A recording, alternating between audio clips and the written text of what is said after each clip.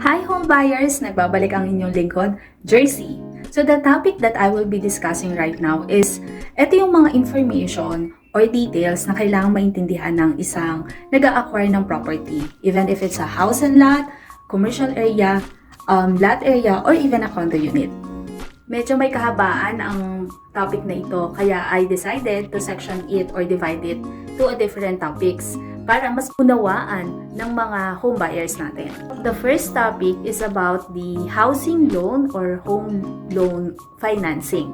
Para naman sa mga home buyers natin na nag-a-acquire ng spot cash scheme, applicable sa kanila yung housing loan financing. Only shows na kahit na wala tayong pang cash or ang hanap lang natin ay hulaga na bahay, still we can afford to have our own home. At dahil doon, mahalaga rin na maintindihan natin yung kahalagahan ng pre-selling and RFO. Kasi in that way, pwede natin siyang i-maximize.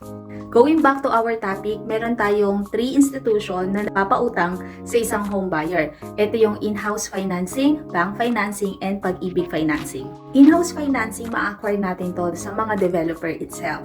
While the bank financing, ito naman yung sa mismo mga bangko, partnered banks ng developer, or even your own bank.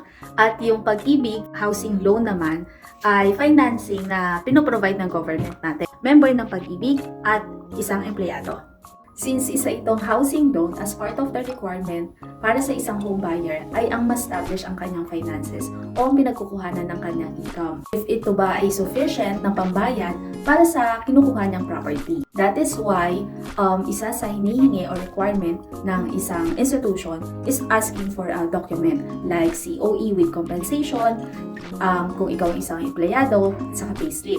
Well, if you are a business owner, probably business permit or tax declaration mo. In this way, ma-identify ng institution that you have a sufficient fund to pay them back.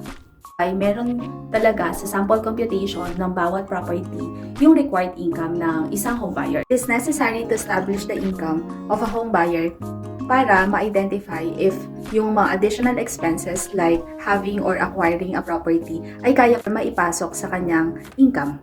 Hope this helped. See you on my next video.